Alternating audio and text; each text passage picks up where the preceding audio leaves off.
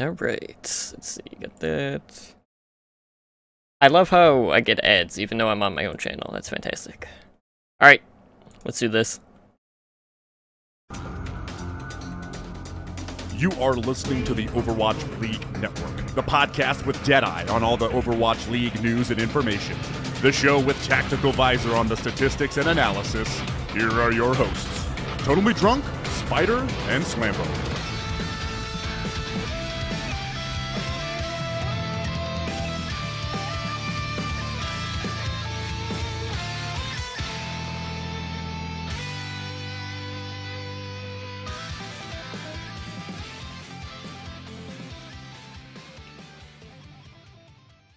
Welcome back to Overwatch League Network, the podcast with Deadeye on all the latest Overwatch League news, information, and esports analysis. I'm your host, Totally Drunk, and tonight on episode 22, we go around the league discussing the latest Overwatch League news, look back at the week that was in OWL, and preview this week's games.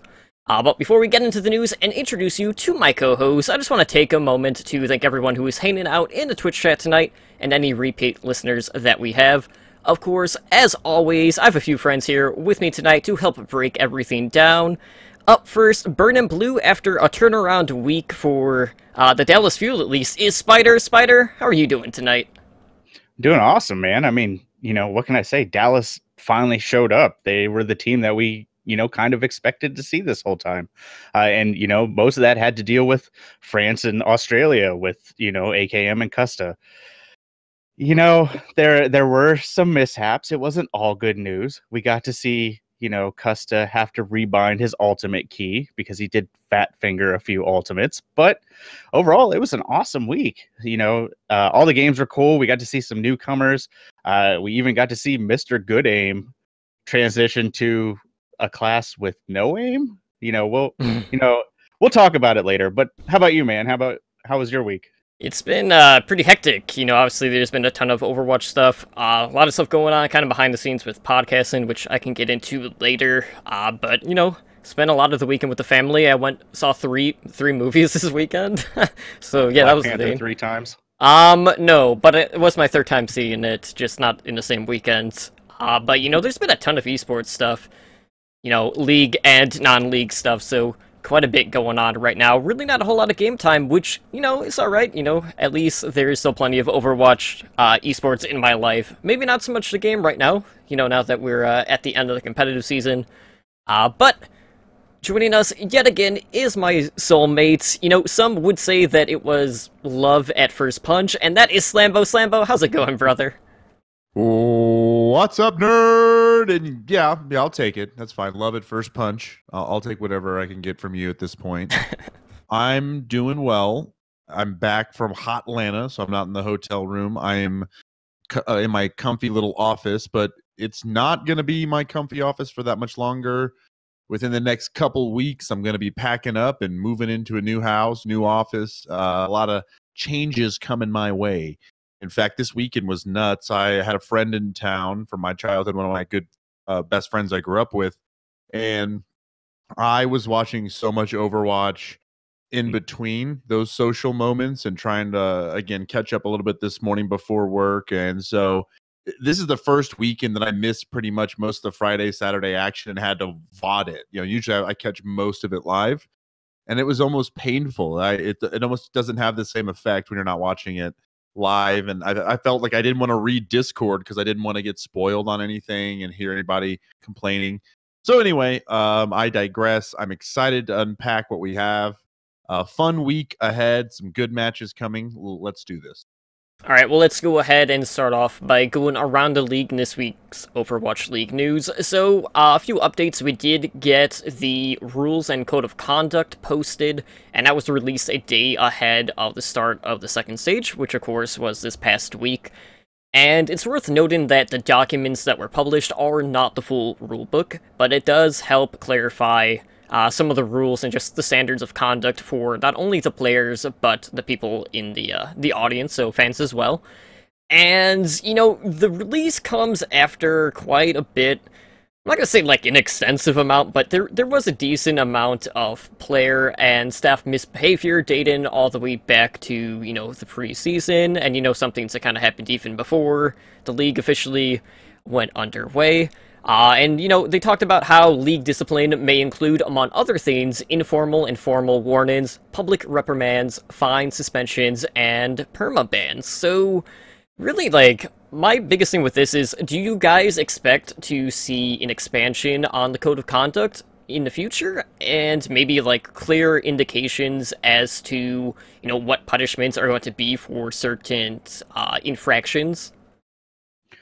I don't think so. As far as like the exact infractions go, I mean, even when you look at like professional sports, very few of them put out exactly what the fines are. Like the NFL puts out its minimums, but very rarely do they fine somebody a minimum. So we may get that, but I think it's going to come down to more case by case basis. I think this was kind of just to satiate, the hardcore fans that really wanted to see this, rules in code of conduct, a little more behind the scenes. But honestly, this didn't answer what a lot of people were asking about. Most people wanted to know, like, what are the rules on pro pugs and streaming and stuff like that. And this really didn't address a lot of the bigger, I would say, diehard community questions, because I feel like your average Overwatch League fan really doesn't care about a lot of this stuff, because what it boils down to is Blizzard's philosophy, which is play nice, play fair. And none of this was anything out on a limb that you shouldn't expect professional paid athletes to follow. So it's nice that they put it out, but it wasn't quite what I personally was looking for. It might not have all those juicy details, but at least it's, I guess, beginning to create that consistency.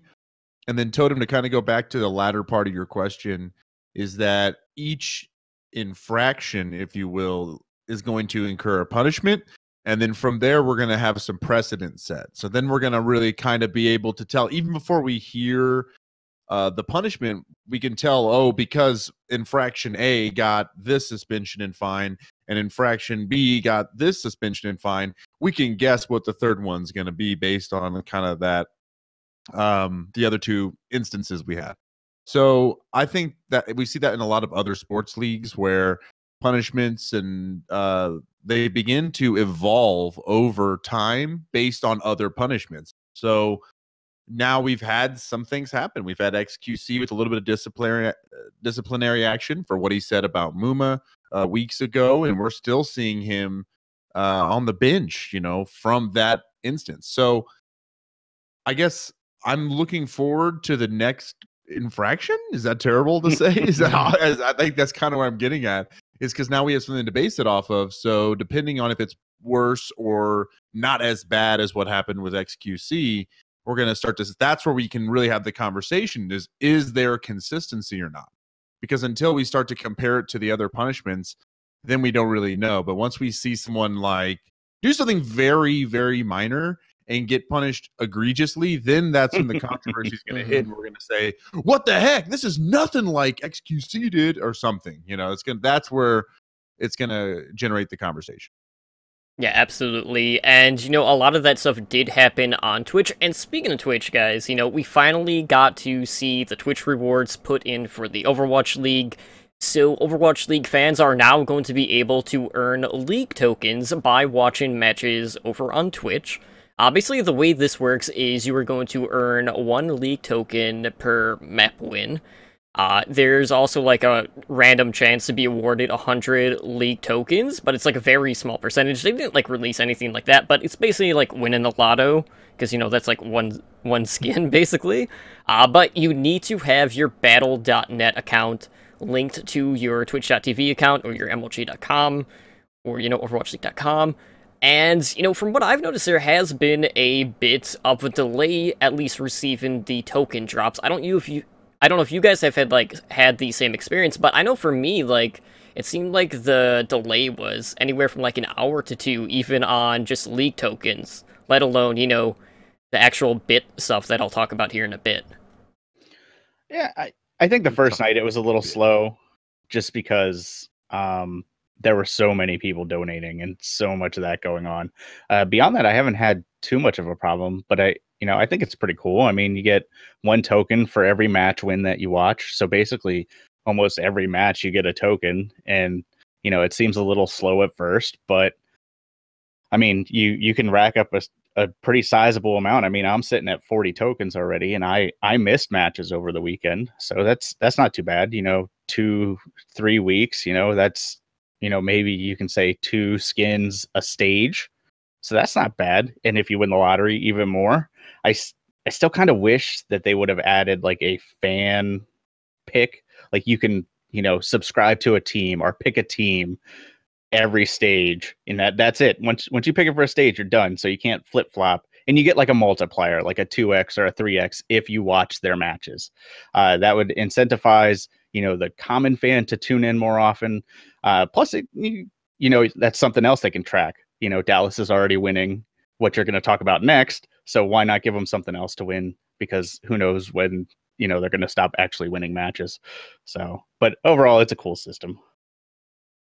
I did not make this up, so please do not give me credit, but someone made it akin to a t-shirt cannon at a live sports event.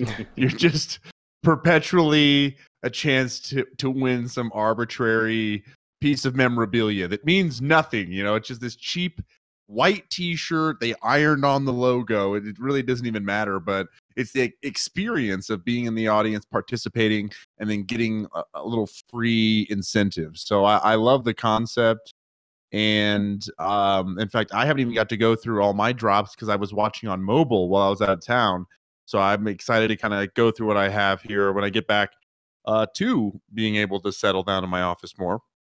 But I love the idea. I think it's kind of setting a standard for what we're going to see and expect in esports going forward. It's going to be something that more games, I think, some games do it to an extent, but I think we're seeing, again, a precedent being set. I love that word of this episode, apparently, with this type of interaction and the opportunity, the engagement. And I think the numbers went up just ever so slightly, maybe just anecdotal or in my head, but I do believe I was seeing 20, 30 more thousand on average, just probably because of this type of interaction.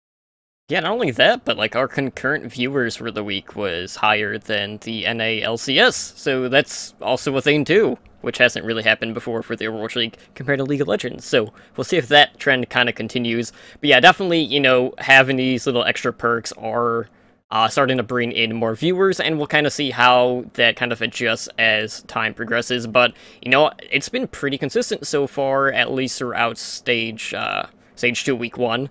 But it's not just the tokens that you are getting. They also added the Twitch cheer system, so you are now able to cheer on your favorite team using the Twitch cheers, which you use those to unlock in-game loot and Twitch emotes. So every 100 bits that you cheer, you will unlock one of 26 hero emotes, which you can use on Twitch. And then for every 150 that you cheer for a specific team, you will receive that team's emote. And I think it ranks up too, so there's different animations, so it kind of has its own progression per team as well. And the in-game items are going to be unlocked by achieving global cheering milestones. And, they listed, a global leaderboard for not only, individual, Twitch viewers, but also all of the Overwatch League teams, so you can kind of see what the lay of the land is. And I know I checked it earlier, and as of 3 p.m. Pacific time today, the global progress was at 21.1 million bits, and the first in-game item that is going to get unlocked is a Tracer Overwatch League home skin, and that unlocks at 40 million. But just kind of looking at how the teams are doing, I looked at the top 5 teams, and Dallas Fuel is currently number 1. We have the Houston Outlaws in 2nd, the Seoul Dynasty in 3rd, New York Excelsior in 4th, and London Spitfire in 5th. And kind of surprising, the team that is in 12th place is the Twitch darlings, Shanghai Dragons. What is going on? Why aren't Shanghai higher up than, 12th place? Everybody loves them, but nobody wants to spend any money on them, apparently. So, it's easy to say, Shanghai, here's my energy in Twitch chat, but it's a little harder when you want to start dropping $5 or $10 on them because they still haven't won. Sorry, Shanghai fans. But this is cool. I mean, you and I both dropped at least 1,000 bits on this already. I don't know if Slambo did, but I know we were $0. But anyway, yeah. we were talking about who we got, and I'm a little salty that you got the Hanzo before me. So more incentive to spend money, I guess. But it's pretty cool. I mean, more incentives to give them money to keep the boat, afloat. So good job, Blizzard. Yeah, Keep the boat afloat. Okay, anyway, sorry, just real quick, all I want to say is I'm not surprised that Dallas is number 1. I'm not surprised by that. They have like the Stream Dream Team lineup, and they have that such a deep appeal that I can see that being the case. But I'm surprised how much they are ahead of the next team in this. My soulmate will agree. So that's all I have to say. Yeah, absolutely. And it is worth noting, like, for these in-game items that are going to be unlocked, I think there's, like, you have to cheer a minimum of 100 bits to get that stuff in-game. So you're going to have to drop some money to get the stuff, but you don't have to, shill out, several dollars. So there is that. But, Spider, you and I were talking about, like, some of the stuff that we unlocked, and I don't know, like, how many bits that you donated. I know I did, like, 1,600 total, so I have 10 more emotes to get for Twitch. But I think we're kind of like tracking how much money was being put in, and I know for the first day, I think it was .esports had posted an article on this, and the viewers had spent at least $121,000 on Twitch bits for just that first night. And I'm pretty sure when they were calculating this, they were doing it with like the biggest discount that you can get for the bits, so it's actually more than what they actually posted. But, for those that don't really go on Twitch a lot, you can get extra bits by watching ads during the broadcast, so you don't really get that many, but every little bit does help. But are you planning on trying to unlock all the different emotes for Twitch? And if so, like, which other emote are you still looking to get that you don't already have yet? Well, maybe all of them. I don't know. Depends when I get that Hanzo emote. If I get that one, then I'll probably be set, and I may stop. I see Sambo like shaking his head over at that 121,000 figure. Well, let me blow your mind a second. This morning when I calculated it, if everybody bought $5 worth of bits, which is pretty standard, there's no discount in that. They would be over 300,000 right now in money generated. So, Hey man, them numbers was too big. I don't know anymore. 300,000. 300,000. Wow. Just wait until we add a couple more zeros to that, and then Sambo's really gonna get confused. Don't do that. I don't need any more zeros, and it's just gonna get way worse around here. I don't know, Slambo, are you actually gonna, get an emote? Like, yeah, I will. I know you're gonna donate to Soul, but would you do any other teams? Like, I kind of split mine. I did 1,000 bits total, and I did 700 for Dallas, and then I did 300 for Houston.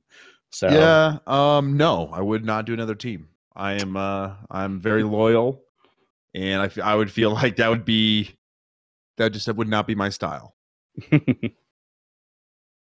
I'm boring. I'm with my sports teams. I'm very vanilla. I like one team per sport, one team per league. So it's gonna be weird if there becomes another team to like Las Vegas. It'd be very confusing for me now that I'm kind of all in with the Soul. We'll find out.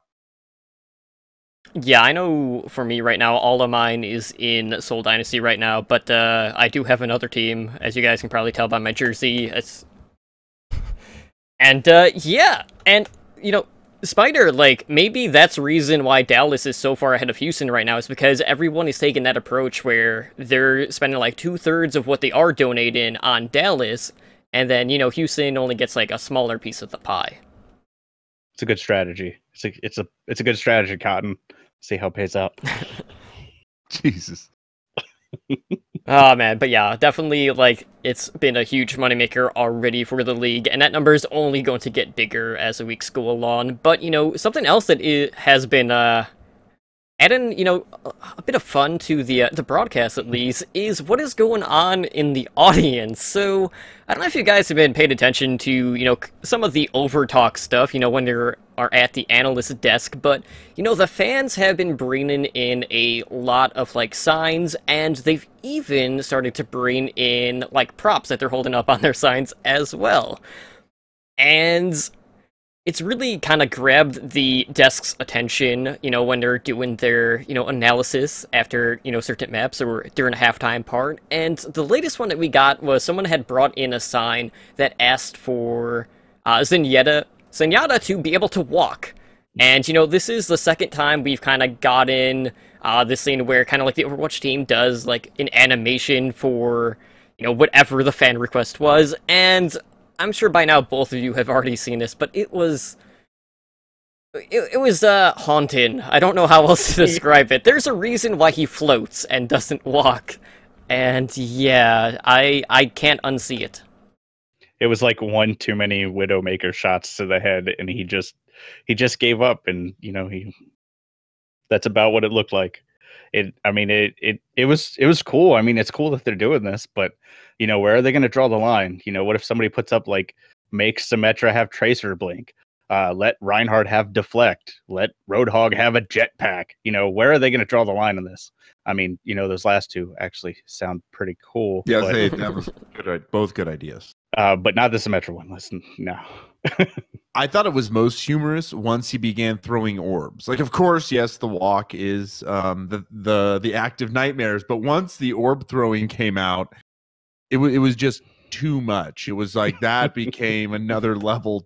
It was making the legs flail even more. It was like an optical illusion, once the arms got into the mix. It was like he's throwing the balls from his legs too, like all of them. But I loved it. But I think the deeper point is that it really drives that interaction, between the fans, and people kind of look forward to getting the tickets that are right next to the booth so they can hold up the signs, and they love kind of playing this back and forth meme game and just kind of having fun. And it's nice to see the interaction. I think that's something we don't always get on the bigger sports level. I think locally we always see that, like local teams interacting, but it's just so cool to see that interaction taking place from the company that makes the game all the way down to the people sitting in the arena. Yeah, and I know on Friday, there was one part where, we saw, Chris Puckett, on the desk, and the people that were behind him, they had, like, a pair of Mercy wings, they had a halo, and a sign that read, "Heroes Never Die," and they basically made him a Mercy, and I thought that was just the coolest thing. So definitely seeing a lot of, like, creativity coming out through the clever signs and usage of whatever, the fans are bringing into the arena. So I'm really curious to see how exactly that is going to escalate, but I really do like that, they are noticing it and really just bringing it into, part of the broadcast, because they have been, bringing it up on the desk as well as, tweeting it out over on their, Play Overwatch Twitter as well. Yeah, I mean, how much did you pay those people to advertise for Heroes Never Die? I mean, that was a pretty on-spot advertisement. They did it for free, as did Lupin Productions when they made their, Mercy fan film way back when. So I'm all for it. Speaking of which, I'm going to segue just because I brought them up, but Lupin Productions actually released their Widowmaker fan film, and I will link that in the show notes, and you guys need to watch it if you haven't. It's like 28 minutes. But it is fantastic, and you guys need to see it. It has Widowmaker as, like, the primary character, but they do also have Soldier 76 in there, so definitely something to check out. But let's go ahead and jump into our question of the week. And this week we had asked you guys, Stage 2's map pool is giving OWLN some old school vibes. Which of the Stage 2 maps are you most looking forward to seeing being played? And I'll be honest, I forgot to tweet out our question of the week, but we got plenty of responses over on Discord, so You know, our community came through either way, so my bad for not tweeting it out, but we'll deal with that. But White as Paper says, I'm personally most looking forward to seeing Hanamura and Volskaya Industries and seeing what strategies the pros use. And, you know, we haven't seen Mei play yet on Hanamura, and I am upset about that, but we have seen plenty of Sombra on Volskaya, which we pretty much expected. Mullenfield says, I'm looking forward to Volskaya. I used to hate the map in the early days, but over time, it has grown on me. Point B defense is always so interesting, and I'm eager to see how the pros handle it. Blazing Bob from the OWL Recap and Watchpoint Radio and Prepare to Attack, who just released their Moira episode today. Cheap plug. He says Hollywood, because we have not seen that in competitive Overwatch in a long time. Uber told me the reason for that was because of a legal issue, which I think he even brought up during the broadcast as well. But Semba, why don't you go ahead and take the rest of these? Okay, Edinar, he said, yeah, I would say Hollywood and good old Kings Row. I like the way he chose good old right there. I like that. Invictus says Hollywood and Kings Row because they are two very balanced maps with a lot of variable comps that can be run. And Tomblyboo HD, Nepal and Kings Row, my favorite maps. Siha says Kings Row because there is always a strategy you can use no matter if attack or defense. I never feel stymied there. I like that. I think that's why it's always considered a very much like a baseline map early on is you really can do a number of things and it really complements aggression and defense. I don't know, it's a very confusing balanced map. Yeah, not only that, but we also do see like different approaches based on what part of the map we're in, which isn't like very common across the board for a lot of maps as well. Yeah, just the length I think on defense of Kings Row. Whenever you get, point A gets captured, we move to the payload phase. You have to think about what characters you're picking just because of the run back to get to the bookstore, in time to get to that choke. I think just little simple things like that make it so much different than a lot of other points. But anyway, I digress. I like that pick. That was actually, can I just jump ahead and say that was my answer? Kings Row. Kings Row. All right. Spider, what's your favorite map so far that we are getting to see in Stage 2? I mean, I really like Kings Row just because it is like the OG map, but I honestly am excited about Gibraltar because Gibraltar has been like a make or break map for a lot of teams. Like if they can push through Stage 2 of the map, then they're usually pretty good. They can usually finish the map, if not get very close to finishing it. But you kind of touched on it already. Gibraltar is one of those maps that we see very different styles depending on what kind of what point they are on the map. Like the first point and third point kind of lend itself to Widowmaker, whereas the second point, you can't really play Widowmaker that well. You have to go almost full dive. You could play triple tank, you could play like a slower comp, but that really leads you to just getting picked off from the high ground. So there's a lot of, different comps that you can play across Watchpoint Gibraltar. And I like watching those crazy Widowmaker shots. So more maps that let people do that, the better. Yeah, absolutely. For me, like, Kings Row is always going to have like a really special place in my heart just because, that was the OG competitive map. But other than that, I really do like Route 66. And a lot of that is just because I feel like for me is the length of the map. Just because there are so many different areas in that map where we have seen defenses get a hold, so you really don't know quite what to expect from the offensive attacks there for that map. But I do really like seeing Volskaya on there. We have seen a ton of Sombra play, which is what we expected to see, and, we've seen some teams pull that off great. We've seen them deal with the Sombra not so good. Other teams have just picked it apart, so it's really kind of shown, one, just how good Sombra is, and just how good some of these strategies the attackers are, putting forth on that map. So I'm really curious to see how that is going to expand over time, and seeing how, some of these teams kind of adjust how they attack that map. But we did get a question set in from one of our community members, which we'll talk about. I mean, it is It does kind of revolve around the meta, so we will talk about it, because there is a lot of hype around Hero 27, which we have seen a few teases of here the past few days over on the Play Overwatch Twitter, and this one comes from Melonfield. He says, "What role do you think the game currently needs most with Hero 27 in regards to keeping the meta healthy? Would love to hear your thoughts." Okay, so I think the first thing to note is the way he worded this. I actually think the meta is healthy right now.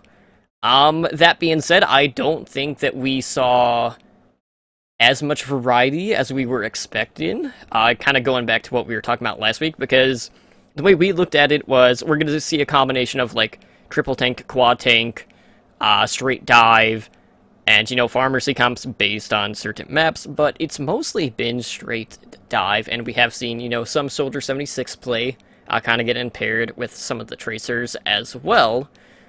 But really, I don't know if I should answer this based on the hints that we have seen, because it looks like we're going to be getting a tank, just based on the weapon type, but I really want another defensive hero in the game, and who knows, maybe this could even be a hybrid hero. Maybe we'll see a little bit of crossover between roles, but I think all in all, it'll be a tank first and a defense maybe second. I'm looking for maybe some sort of mobility ability that this hero could have. Who knows? So really, anything is possible.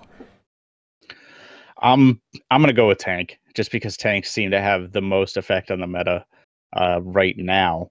You know, Orisa came out and she never really made that big of an impact. You know, we started to see her a little bit in stage 1 in pro play, but even then, that was very specific strategies, very specific maps, mostly cheese comps.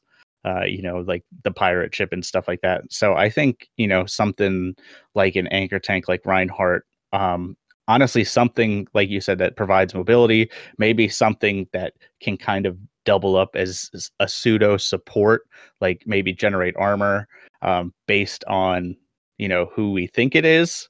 That wouldn't be out of the realm of possibility, just based on what her father can do.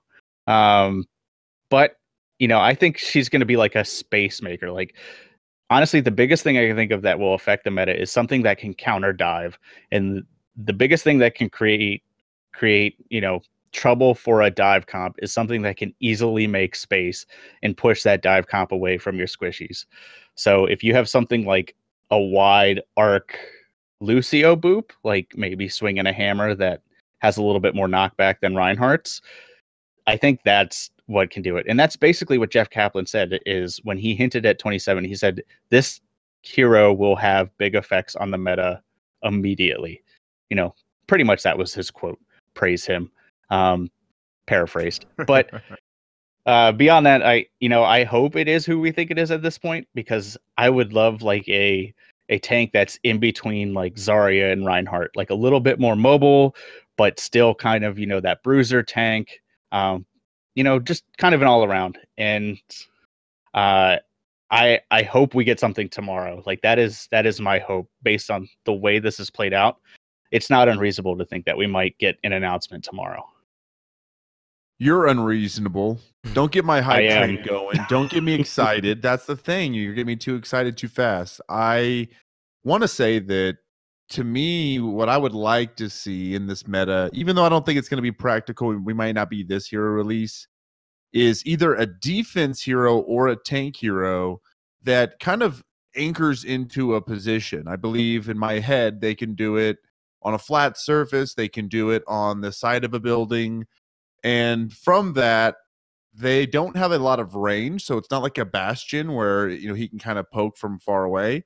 But when stuff gets close to this anchored hero, they can push or pull people away in and out of kind of like a bunker situation. And I think that fills a need for an anti-dive character. So you just sit up on top at the gas station on Route 66 with this tank, and if Winston or D.Va comes near, you are countering them. You're pulling them into where you guys are, or setting up a really defensive position for your team. even something like think of the area a Winston bubble covers, but it's such a weak bubble. It doesn't last that long, but because he has that mobility with it, this hero would have way better shields because it would have almost no mobility once it's anchored in. I don't know. That's just where my brain goes into, is just to have some really anti-dive or something that punishes dive DPS and dive tanks in such a way. That's what they mean is meta impacting. That is what they're talking about, is like breaking the dive concept. But back to your point, Totem, is I really think it's very healthy right now, and we're seeing a lot of different things incorporated. So then I don't know if I'm on target here, because then I'm like, well, then if the meta is more open now, how is this going to break the meta? Or is it just going to add something to both sides, dive and counter dive? I don't know. I don't know. You got me excited, Spider. Now I'm all hyped up. Tomorrow. That's my call. Tomorrow. Okay, so if we don't hear anything tomorrow, please send all hate letters to Spider. At Spider GD on Twitter.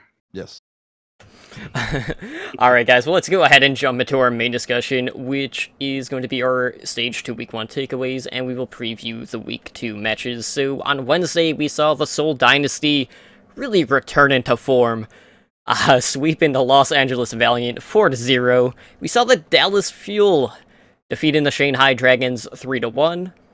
And the Los Angeles Gladiators defeated the San Francisco Shock 4-0. On Thursday, we saw the Houston Outlaws defeat the London Spitfire 3-2. New York Excelsior defeated Florida Mayhem 3-1. And the Philadelphia Confusion, because we'll get into that later, defeated the Boston Uprising 4-0. I'll have more on that. On Friday, we saw the London Spitfire defeat the New York Excelsior 3-2. Another Game 5, really no surprise, because that's all they seem to be playing. Dallas Fuel defeated the Los Angeles Gladiators 3-1. And the Seoul Dynasty defeated the San Francisco Shock 3-1. And to round out the week on Saturday, we saw the Philadelphia Fusion sweep the Florida Mayhem 4-0.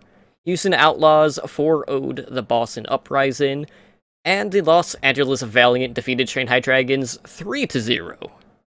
So not quite a sweep, because there was a draw, but about as close as you can get. But really, there's definitely a lot that we can kind of unpack from Stage 2, Week 1.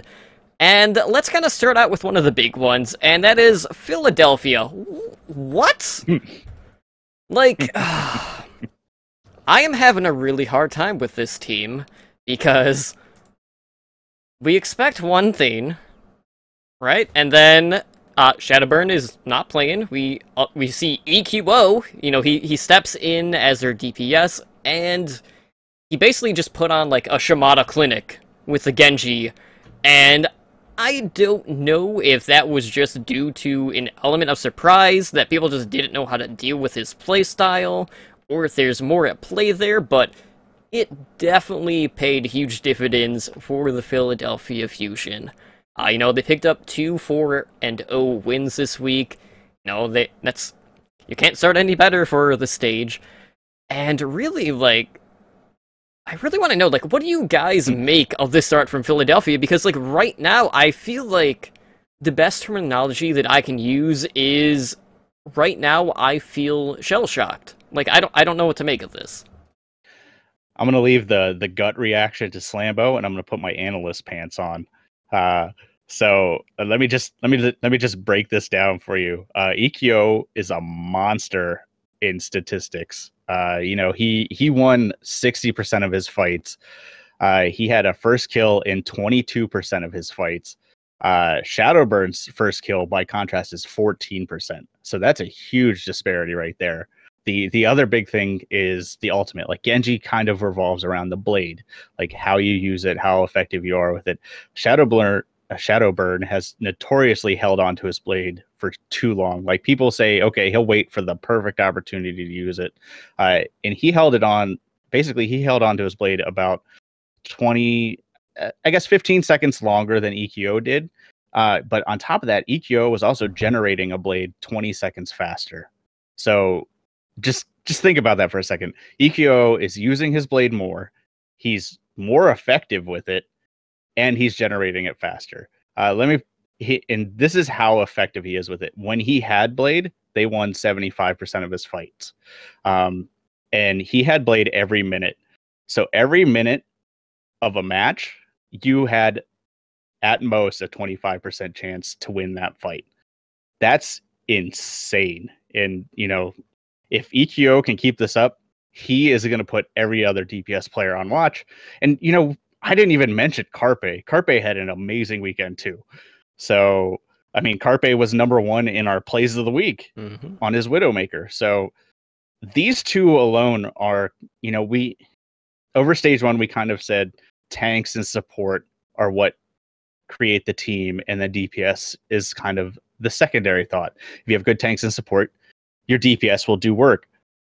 Honestly, the tanks and support for Philadelphia aren't even a talking point. It was their DPS just made them a non-factor. And if they can keep that up, Philly, could be a top 3 team. They did beat Florida 4-0. I mean, they had a weak schedule. I'll give them that. I would say, part of the yes. I'm calling out Florida because that win in particular, I'm taking, I'm looking at it and I'm kind of tilting my head. But their win against Boston is the one that, like, to your point, is really kind of getting us excited for the potential of this team and really how strong this roster has been. Just to think of how they're kind of have been able to use some of these different players very well, and EQO now stepping into the mix is another example of a very talented bench overall that we saw. We were worried about their synergy because they got to a slow start. They were a little bit behind on the visas when everything kicked off. But now they're really coming into their own, and especially right now in this, as we're going to kind of talk about here shortly, in this kind of stage of chaos, the stage of experimentation, they're doing really well. So it's the big question is, can they sustain that throughout the rest of the stage? Yeah, really, like all of week 1 was kind of unpredictable. I mean, I know, like, some of the, like, repeat matches that we did have, most of them still kind of went the same direction, but there was just so much at play here, because one, we're kind of getting adjusted to a new meta because we're playing on the nerfed Mercy patch. Not to say that we didn't see Mercy, because we absolutely did. A lot getting paired with either Pharah or Widowmaker, because Widowmakers are, pretty potent right now, with the lack of Mercy on the other side. We've seen, obviously the new maps for Stage 2. We have new player additions. We have some players that are getting injured. And, there's a few other things in play as well. And, there are some teams that we thought going into this meta would come out of the gate and really just be in a better position overall. Boston. And they couldn't really get their feet underneath them this past week, despite dive being pretty prominent in the meta. Now, I know, like, they didn't run full dive all the time. They did have Dreamcasper on the 76, but, like, I expected Boston to kind of be, maybe not so much, like, at the forefront for this meta, but they would be one of the better teams, and I haven't seen that yet, so I definitely have my eyes on them to kind of see where exactly they're to go from here. Who knows, this kind of could be a better meta for, all these other teams that are kind of around them.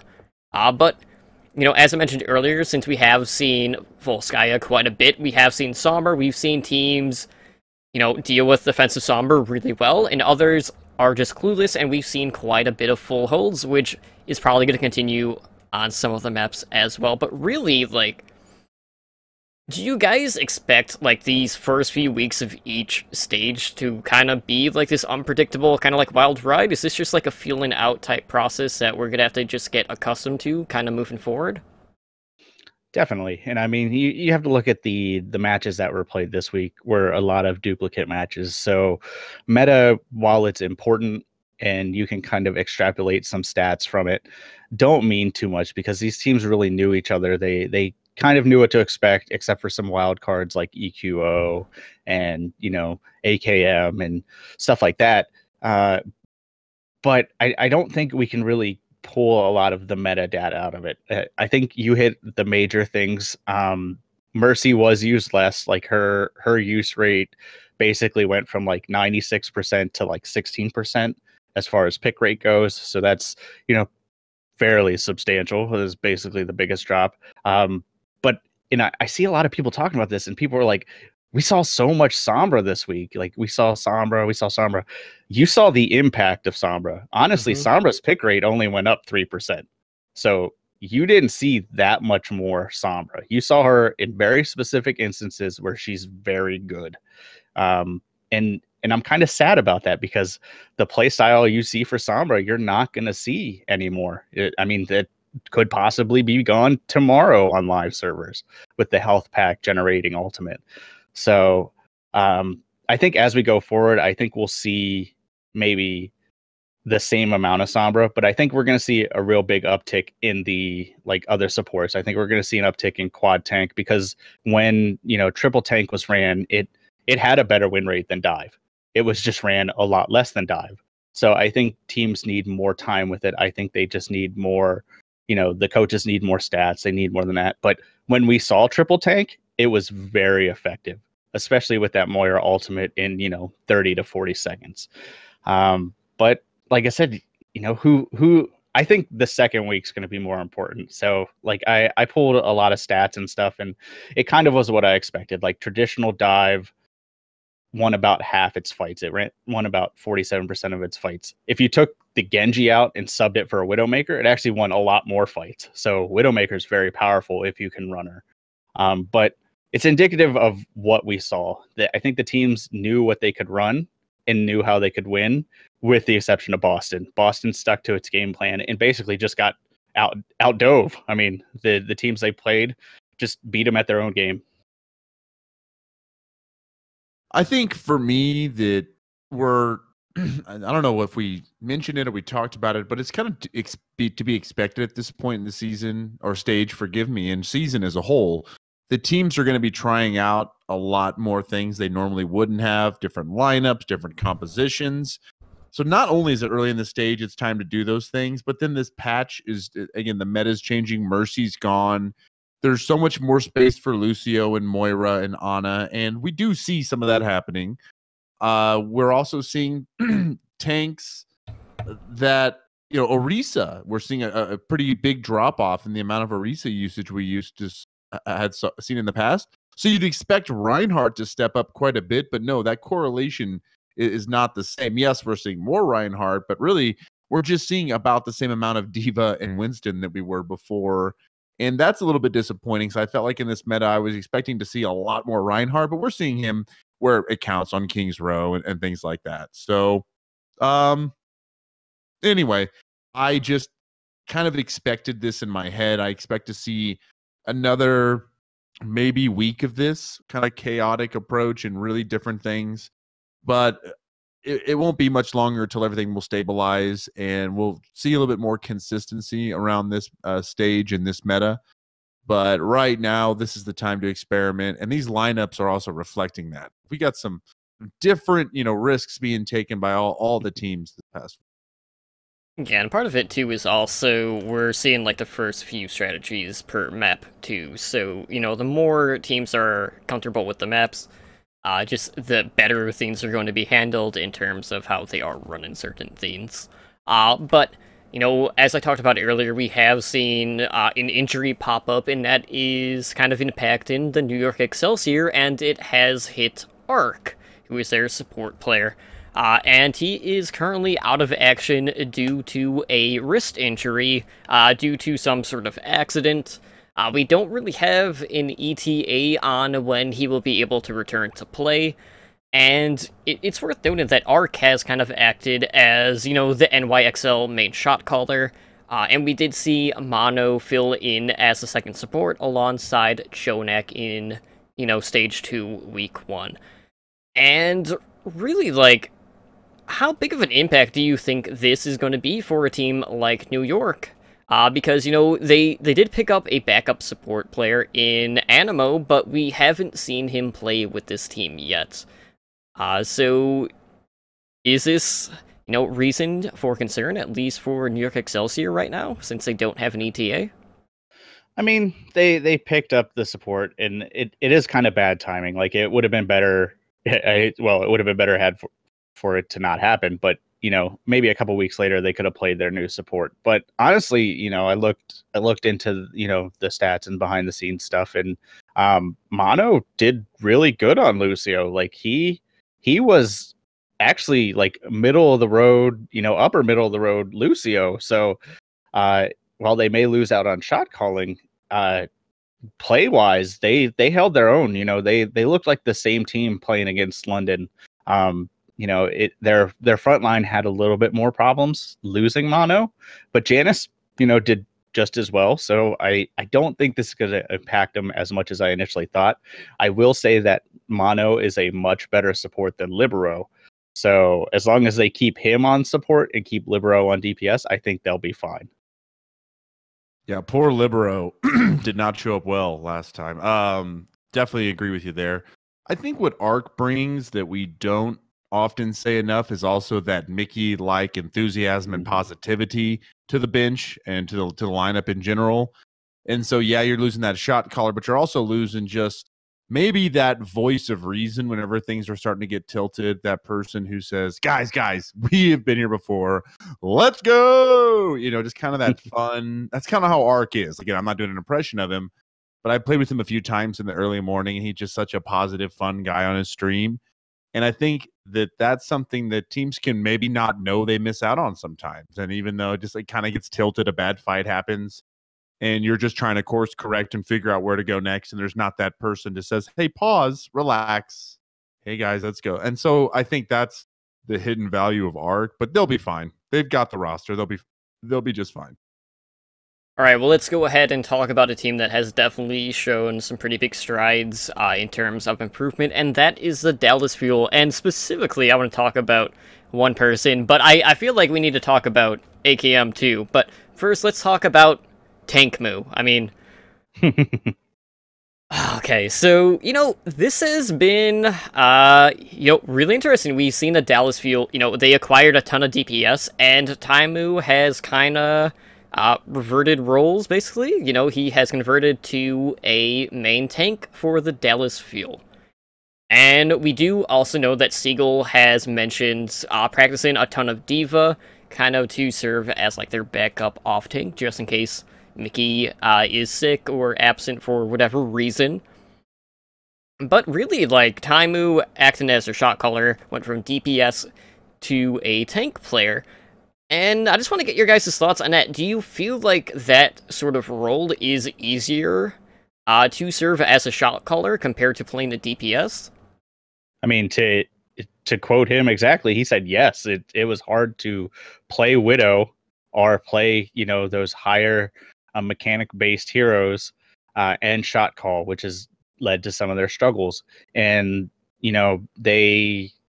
they kind of talked about it behind the scenes, and I got to see some stuff on their Discord, and they honestly say now they have, if Taimu's on there or XQC is on there, which we saw him this week too, they actually have a very talkative person in all three roles. Like they said, Taimu talks a lot on tank. They say AKM talks a lot on DPS. They also said Rascal talks a lot too. And then they said Custa just like never stops talking. Like, so basically they have across the whole spectrum improved their communication. And we saw Tank move in when he first came out and he got on the Winston. Everybody was like, "Oh God, what is this? Like, what did Kai come up with?" And then he played, and he was pretty good at it. He showed us a better Winston than Coco had all of stage 1 in one match. He was better with his dives. He was better with his ultimates. He was better getting out when he was about to die. Overall, he up until that point, he was the best Winston on their team. Now, XQC played their second match of the week and kind of, outpaced him a little bit, as he should, as, a Winston main. But honestly, Tankmu did really good, and I hope to see him, move forward. And honestly, Dallas is setting up to be a monster triple and quad tank team, because you have, Taimu on the Roadhog, Mickey on the D.Va. You can have, either Effect or Siegel on the Zarya. And then, any other tank you want, you can have XQC on Rhine. If it does go to a tank heavy meta, they are set. So I hope Tank Mu continues to be a thing. We'll see. I think it will. I think it's working out. It looks good. It feels good. I'm kind of being hesitant here because I was pretty harsh on Dallas as we were coming into this stage. I didn't think it was going to be a few weeks before they really righted the ship and figured things out. But this is something we never factored into our conversation. Nobody. Nobody really was, and I think it's fitting really nicely. And it goes to show that things like this are probably going to happen in the future. We're going to see players transition into different roles due to the lineup that they're currently with, and they're going to want to see more play time, or teams are going to be kind of stalling out and stale, and they're going to take players that were once all-star DPS and then move them into like these support or tank roles, and they're going to excel, because now they've taken so much time from that DPS's perspective playing tank. As Taimu does, he almost knows what a lot of other players, DPS players, are trying to do to him because he spent so many times in that role. And that's just something that, as much as you play off tank or tank, if you've had a chance to play DPS, it helps your tank game. It helps you understand and think like a DPS. So I just want to say that I think that's why we're seeing Taimu transition really well, and his game sense and shot calling skills have always been there. So it's not going to work out for every player in the league, but it's going to work out for some of them. It's really exciting to see that when it happens. And I hope to see more of this in the future, just for the narrative and the storyline perspective as well. Yeah, absolutely. And, you can't help but feel like at least part of this was just due to the fact that with as many DPS as they do have, it was inevitable that there would be a little bit of overlap in regards to their overall hero pool.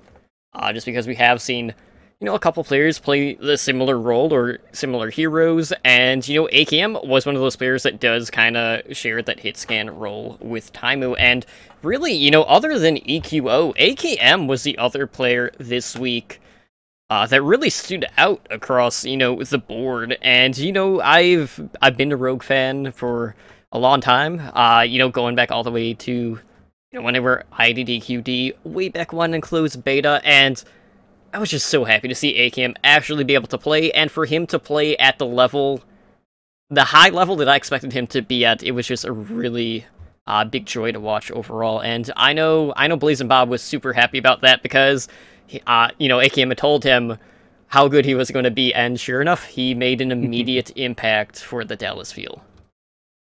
Yeah, I mean, he was the probably most outspoken player that didn't get into Overwatch League initially, and everybody was like, well, then, maybe he didn't work hard enough. Maybe there were better candidates. And he shut all those people up in 2 matches. Like, there were multiple times that he got 4 or 5 kills. And, I posted in our Discord, somebody made a meme of him basically carrying the team on his back in like a backpack. And while I don't necessarily agree with that, I think the whole team kind of stepped up. He was a major part of it. So I want to see more out of AKM. And honestly, when him and Rascal played together, which wasn't often because typically they kind of subbed Effect and Rascal rather than, or rather AKM and Rascal, rather than Effect. But we did see them play together a couple of times. It was actually really, really fun to watch because basically Rascal would play the Junkrat and he would play the 76, and they would just shut down any path to opposition that any team could come up with. So it was fun to watch, and I hope Dallas keeps this going forward, not just as a Dallas fan, but I think it's good for the league. I mean, obviously they're the most popular team if you go off of voting, and if the most popular team does well, I think that's going to generate more views. Yeah, I just want to jump in fast and tell you that my Rogue Las Vegas hometown type of bias definitely crept in because that was the most I've ever been watching. That was the most excited I've ever been watching Dallas Fuel, was when AK pulled out the soldier and just like fired his first few bullets. I was like, this feels like home. But I also just want to kind of give this tagline to the whole thing, and this is all I'll say. This is kind of hearkening back to that weird Chinese tournament that took place.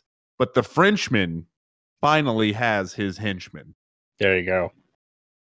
Absolutely. And, we even got to see the Fuel actually play straight dive, with Rascal on the Genji and Effect on the Tracer too, which I was happy to see because for the longest time we haven't seen that from Dallas Fuel. So really, like, they've put themselves into a pretty good spot right now where they have a variety of different approaches that they can take, and all of them have, at least so far, looked pretty damn good. So definitely going to be a fun storyline to kind of follow as the stage progresses. And who knows, this could be a Dallas team that does have a pretty good run throughout the entire stage.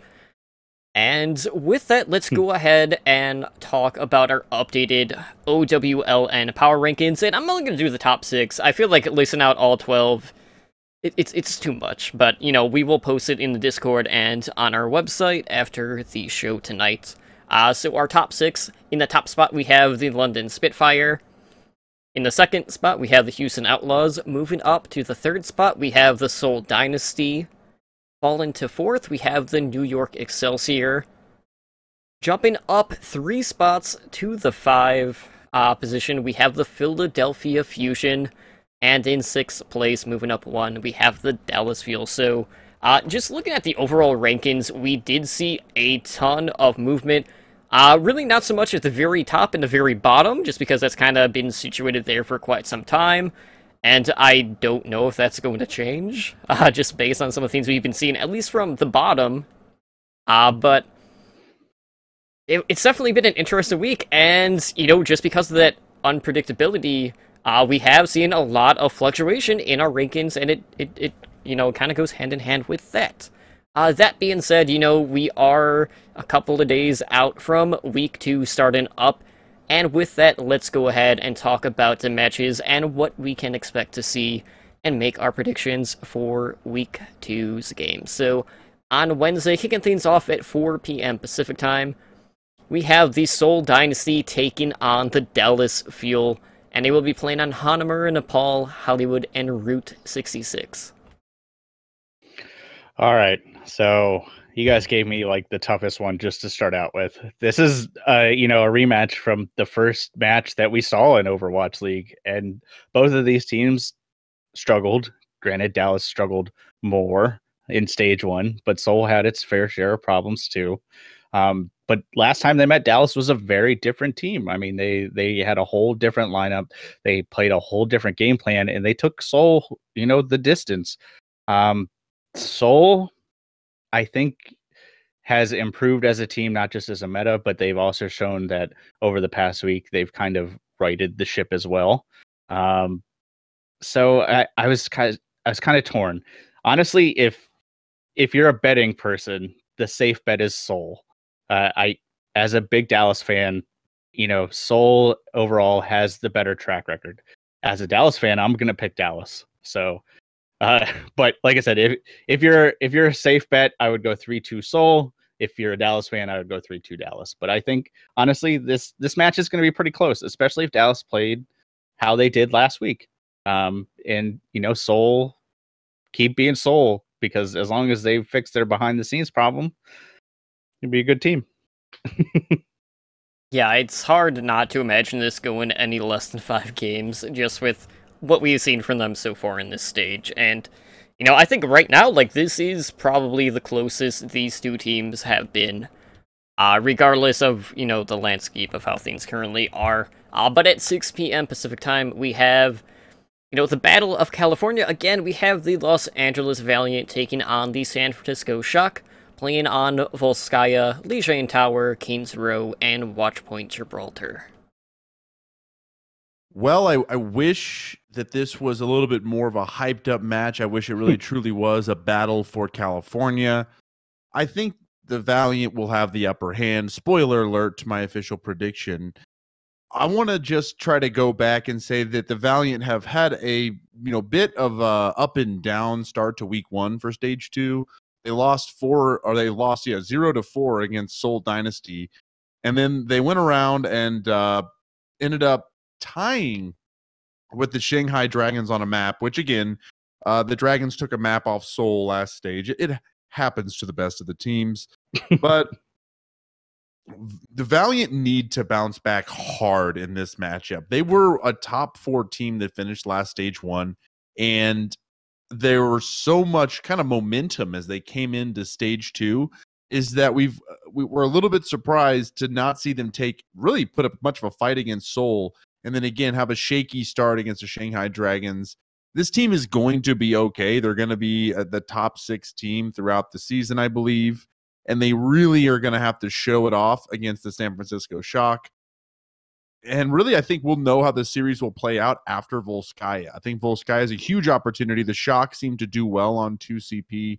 They are very good that first map against most teams. They have a lot of almost energy and momentum. They get so hyped up beforehand, they believe they can win any match. That first map, they really can. And then again, if the Shock even falter for a little bit, they usually continue that trend. So I think that we'll end up seeing the Shock win the first map, and then the Valiant right the ship on Lijiang Tower and win the rest of the series. So they'll go up 3-1. But keep your eye on Soon. I really have been enjoying his kind of ebb and flow as a player. Again, that my Vegas Homer Rogue is coming out in me. But I love the DPS matchup, Baby Bay versus Soon, a couple of all-stars, really, again, battling it out for the coast. Well, just gonna add on to that, really, like, last week from the Shock, Dante and Sleepy were the MVPs. They were, I mean, Sleepy kept getting the open and pick on a lot of the fights, and Dante was just an absolute monster. So really that Tracer duel between Soon and Dante is really going to play a big role in that one. At 8 p.m. Pacific time on Wednesday, we have the Los Angeles Gladiators taking on the 12th place Shanghai Dragons, and they'll be playing on Volskaya, Nepal, Kings Row, and Route 66, and so for me right now, all the eyes are on Fisher and just how the Gladiators are going to work as a team around him and his playstyle. There's no doubt in my mind that his addition to this roster is going to elevate this team. But you know, it's been kind of a little bit shaky so far just because they are still kind of in that like feeling out process. That being said, you know, the Dragons did manage to draw out a map against the Valiant last week. They also took a map off of the Dallas Field, so I'm expecting them to take a map off of the Gladiators, so really, I see Gladiators taking this one 3-1, but really, like, I just want to see how the team is going to work around Fisher, just because, like, really, like, that was just a huge sign-in for the Gladiators overall, just being one of the smaller rosters out there. Moving on to Thursday at 4 p.m. Pacific time, we have the Florida Mayhem taking on the London Spitfire, playing on Volskaya, Lijiang Tower, Kings Row, and Route 66. All right, so did Florida look better last week against the Excelsior? Yes. But then the very next day, they got dumpstered by the Fusion.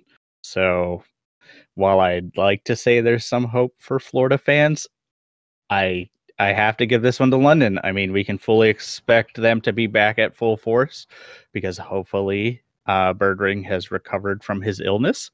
But, you know, I don't think that honestly matters. I think London's going to take it at least 3-1. I mean, that's my conservative bet. I will probably place 4-0 on London. I like it.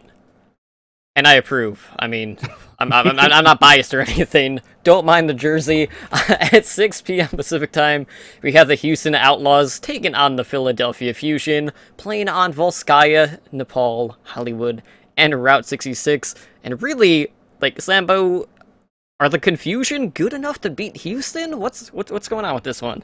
I mean, you want to think so, right? After the first week, you see Philadelphia really cleaning up in both of their matchups. 4-0, 4-0 have the top map differential right now at the end of week one.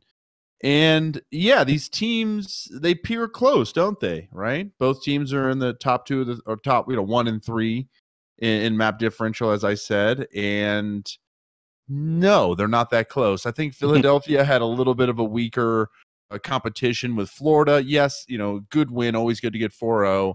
But Houston had to face the London Spitfire in a rematch, the semifinal from stage 1. And to me, that was a bit more telling of the talent that Houston has and the gumption that it takes to be one of the top teams in this league. And when Philadelphia is getting tested with the top competition, they just don't show up the same as Houston does. So I think Houston has a bit of an advantage here, and I think we're going to see some more eco, but he's going to be brought down to earth a little bit by this Houston lineup. These tanks, Matt, and Muma, will really put a little bit of a slowdown on him, and I think that we will see 3-1 in favor of the Houston Outlaws. They will drop a map, but that is all. And I know it's EQO, but it's just simpler to me, right? I'm sorry. It's habits, man. That doesn't really add up, but whatever. I'll fix it. I'm just saying. That's why I do it. I like things easier for my brain, Totem. That doesn't add up to you. That's true. I'm not dumb. You don't need to spell his name out for me. Come on. Oh, well. I mean, it hasn't really shown that well in the pick'ems. I'm just saying. We'll get into that later. But Kevin I was robbed. No. Capping off Thursday night at 8 p.m. Pacific Time, we have the New York Excelsior taking on, well, what should be rivals in the Boston Uprising, playing on Hanamura, Nepal, Kings Row, and Watchpoint Gibraltar. And, oh man, this one hurts. Like, I want to believe so much in Boston right now, but after what I saw last week, I don't feel very confident in them right now, regardless of who they're playing. They just looked overall pretty sloppy. And just with how, Mono played last week on a support role, kind of filling in for Arc, it goes without saying, like, New York is definitely the favorite in this series. I'm expecting this one to go, honestly, like 4-0. I don't think Boston is going to take a map this week. They probably have a better chance to take a map if Mono is on the support as opposed to Arc.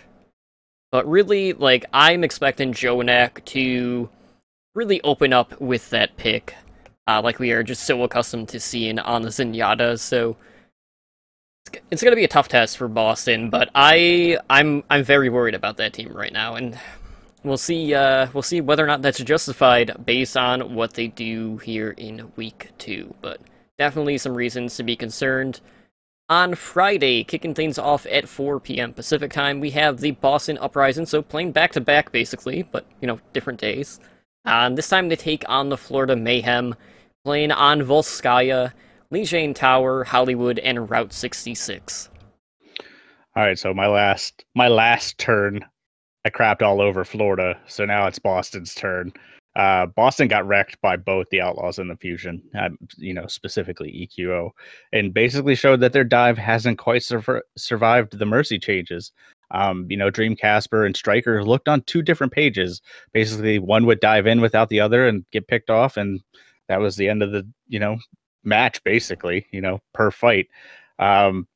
They are playing on Lijiang, which was one of the only maps Florida has won this stage. So that's, a plus to Florida. I think this will be a much closer match than it would have been in stage 1. And I honestly think if the Florida that played against New York shows up, they have a really good chance to beat Boston. Now, if the Florida who played their other match last week shows up, then it's going to be really close. But I am going to give it Florida 3-2. I think Boston has some growing pains that they're going to have to go through. And their backbone has always been teamwork. And their teamwork seems to be having trouble right now. So, Florida has shown that while their teamwork hasn't been great, they at least have it. So, I think they'll take it 3-2. I don't know if I could say that is a risky pick, just based off of what we saw from Boston last week. So, really, it could go either way. I mean, I hope Boston bounces back because they've kind of been the Cinderella story. But then again, I kind of want to see Misfits win a match here and there. Yeah, I mean, I'm kind of in the same boat here because, like, really, in a lot of the matches that I've looked at for Florida, it's like a lot of it's been like, okay, I can't really see them winning this one, but this one, I'm feeling there's definitely upset potential. I mean, the rankings would reflect it being an upset if Florida does win. Mm-hmm. But, they are looking a little bit better than Boston right now, so based on that, maybe not so much, but it should be a pretty close series.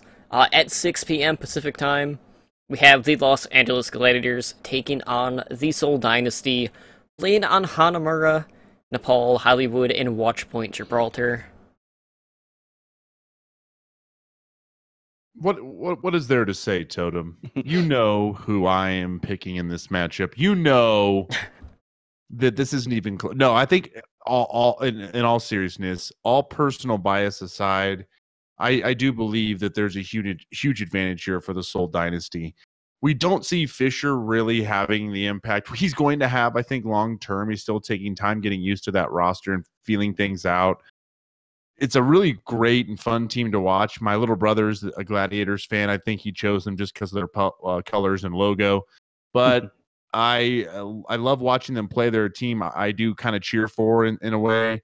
But I just don't think that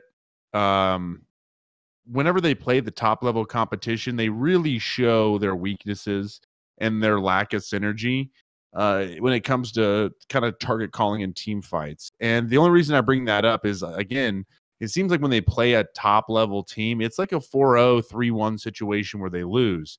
And then when they play some of these lower tier teams like San Francisco Shock last week, they 4-0'd them and they make it look easy. So they are kind of that gatekeeper team, middle of the pack, and I expect them to, kind of be the same in this matchup. I believe they have the chance to take a map off of Seoul because Seoul can be a little inconsistent on 2CP right now, especially as people are trying to figure out Hanamura and Volskaya. So I can say Seoul, being 3-1, maybe that 4-0.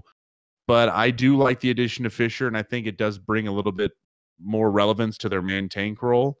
But we'll find out how it pans out throughout the season. But in this week, Totem, sorry, the Soul's going to crush them.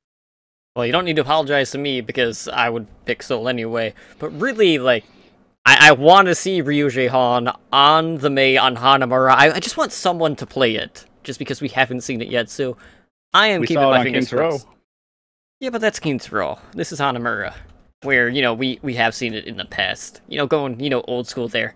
But at 8 p.m. Pacific time, in our game of the week, we have the Dallas Fuel taking on the Los Angeles Valiant, playing on Hanamura, Nepal, Hollywood, and Watchpoint Gibraltar. And, since this is our game of the week, guys, be sure to hop into our voice chat over in our Discord, because I'm sure we'll have a group of people hanging out there for this one. And I know we have quite a few Dallas Fuel fans, but really, in this one, I feel like the Fuel really have found their foot in here. With their new additions, they've had, the role swaps going on. And, these two teams had faced off in the past. That was, Stage 1, Week 1. And the Valiant took that one 3-0. It's a new meta, new maps. I think we're going to get a new result in this one. And really, what other player can you watch but AKM? For me, I just want, for one, the AKM versus Suit. I wonder if the two of them are going to be kind of going at it there. The little rogue rivalry there. But really, I'm curious to see whether or not we see Kariv again flex into the DPS for the Valiant. But either way, I think the Fuel are going to take this one 3-1. And, yeah, they're going to get a bit of redemption there. But really, the Valiant, they're kind of in that, middle ground right now. I don't know quite where exactly they're going to land, but they kind of in that safe zone where, they're not completely out of the woods yet, but they're not really in any spot to be concerned about right now. But really, there's still quite a bit of room for improvement for that team. But finishing off the week on Saturday, starting at 1 p.m. Pacific time, we have the Philadelphia Fusion taking on a very tough test in the London Spitfire, playing on Hanamura, Nepal, Hollywood, and Route 66. So this is the Confusion's big test right here. This is, I think, going to answer a lot of our questions about them. How good is EQO? They're going into this fight, or basically this match, with an 84% fight win rate on Hanamura. So they bodied Hanamura. That was against a lower tiered team than London, which is basically everybody if you consider a Stage 1 finals. Honestly, I think Philly's best chance to win this, and this is, a completely dumb statement, is to win the first 3 maps. honestly, if they can win the first 3 maps, they have a good chance. The problem being, and this is kind of what makes it not so much of a dumb statement, is if they win a map and then split the other maps, they're going to have a really hard time to take the last map, because London has shown that they just get Route 66. Like, London won a majority of their fights on Route 66. They basically walked over the competition on it. And Philly, I don't think they have what it takes to stand up against that kind of offense. So I would like to say Philly has a good chance, but I'm going to lean with the safe bet, and I'm going to say London's going to take this 3-1. I think Philly will come out strong, win the first map, and then London's going to take the other 3. All right, well, at 3 p.m. Pacific time, we have the Houston Outlaws taking on the New York Excelsior, which I'm sure is going to be a slobber knocker, and they'll be playing on Volskaya, Lejeune Tower, Kings Row, and Route 66. Geez, this one's great. This is potential to be game of the week. It's the final that could have been. Talking about stage 1 of last stage. I think that this one's going to be very close. It's really, to be honest with you, I really don't see it being not a 3-2 either way. The big question mark is, what are we going to do with Ark? Or is Ark going to be back? Is Ark going to be 100%? If he does come back, are we going to see some more of that role swapping going on for that roster? I'm not sure that that's a bad thing. As you guys marked earlier, we actually saw statistically that was not as bad of a thing as we might thought, but it just doesn't seem to have the same synergy, the same punch as the old New York roster did with Ark in there. And again, I still think that factor of him being that emotional support, if you will, is also very important. And are we going to see Fact Fiction, pop up at all? He's officially been announced to the roster. Will we see him come in at all with some Reinhardt? I think Lejeune Tower is a weak spot in New York Excelsior's lineup. They have not won that map yet so far in the stage. So I sure do hope that Outlaws at least can take that map in the series early on, and they'll build off that momentum. They're a very momentum-based team. So I think that we'll end up seeing a 3-2, but a very close one where Houston just etches it out barely and kind of puts their footing as the top league in the stage, in my opinion, so far. All right, and to finish off the week at 5 p.m. Pacific time, we do have the Shanghai Dragons taking on the San Francisco Shock, playing on Hanamura, Nepal, Kings Row, and Watchpoint Gibraltar. Okay, so I think out of these two teams, it's pretty safe to say that the Shock are in a better position. Shanghai, they have new additions, but dealing with visa issues, so probably won't be till that second half of Stage 2 before we see, the Korean cavalry, basically. I mean, is the best way to put it, for the Dragons. And really, looking back at the Shock last week, Sleepy was just playing extremely well. And that Dragons front line has, been punished pretty often, and I kind of expect that to continue. But for me, really, the Shock player to watch is Dante. I feel like he's really coming to his own here this past week, and, he's taken a lot of pressure off of Baby Bay, so they're not having to overly rely on one person, and I think the Shock are going to 4-0 the Dragons in this one. I think this is going to be a pretty dominant performance being put up there by San Fran. But all in all, we have some really big matches this week, and, a lot of these can really go either way, but, Fusion are definitely going to be a big storyline this week, seeing how they fare. Houston has a big game against New York as well, so really curious to see how the chips are going to fall at the end of Stage 2, Week 2, and who knows, maybe we'll see just as much fluctuation and, unpredictability that we did see in Week 1. But let's go ahead and close out the show, guys. If you would like to help us out, one of the best ways to do that is to go leave us a review over on iTunes. Any sort of constructive criticism is always welcomed, just because that'll offer us some insight on how we can improve to make for a better listening experience for you guys. We do have podcast swag or t-shirts available to purchase. You can get those at teespring.com/OWLN-show. We do have our Pick'em League, which is still going on, all season. Each stage, we got end of stage prizes, end of season prizes. And just an update on the stand-ins. I'll do like the stage total and then the season total. So right now in the stage, after 1 week, we have Totem in first with 4,200. Slambo is in second with 3,700. And Spider locking down third place, just like he does pretty much every week, at 3,550. And, that's how it's laid out in our season total as well. I know there's only like 550 point differential between myself and Slambo. And Spider, I think you're... Let's see, you're at 20... You're 22,250, and I'm at 23,950. So, some of those risky picks have not paid off. So... Some of them have. Some have, some haven't. I think it's kind of balanced things out, though, for you. I'm sad because, I kind of got messed up on the first match last week, and there was kind of a glitch, and it picked both teams to win 3 maps, and it actually swapped my pick to the team that I didn't pick.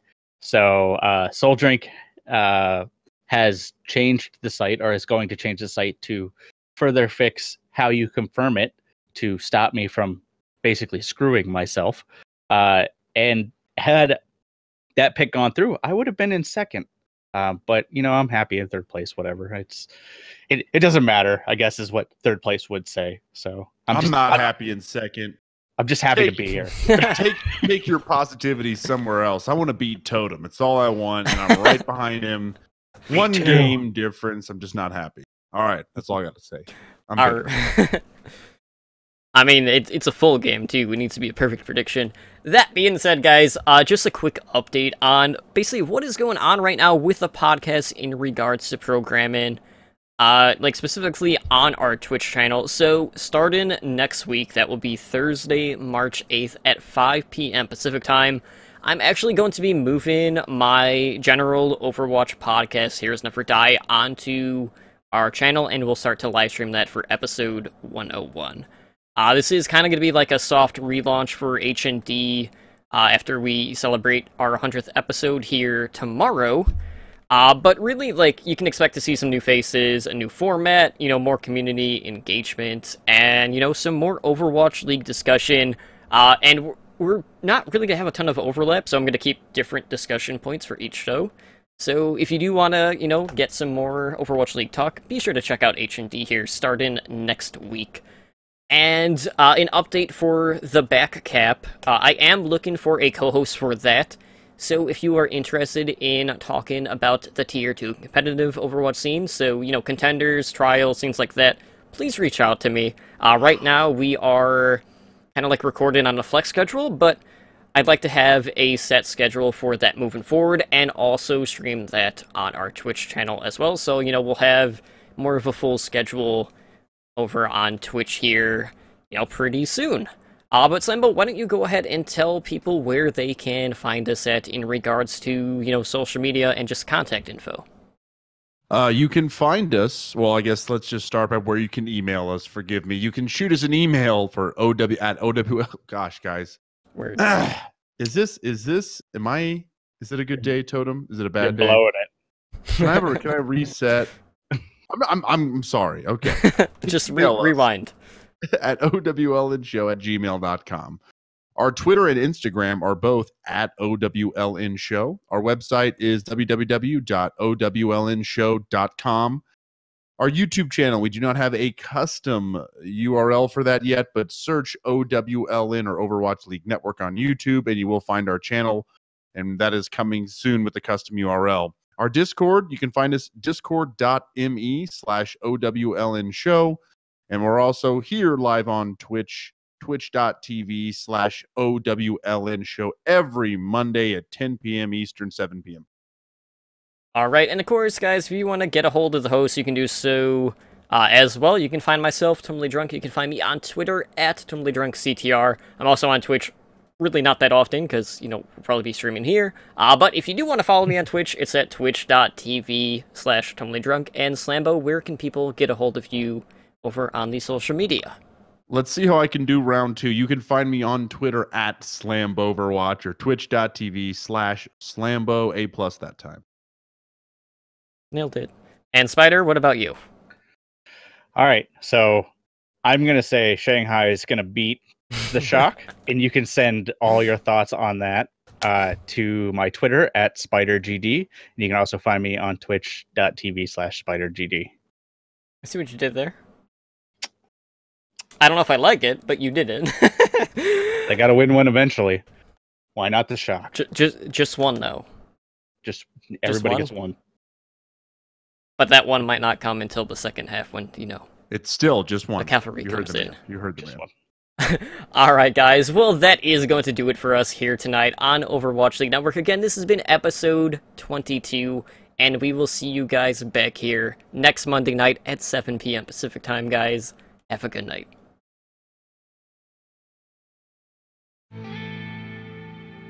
Thank you for listening to the Overwatch League Network. Be sure to follow the show on Twitter at OWLN Show. The theme music for OWLN is the main theme and victory theme guitar remix by Michael Mack.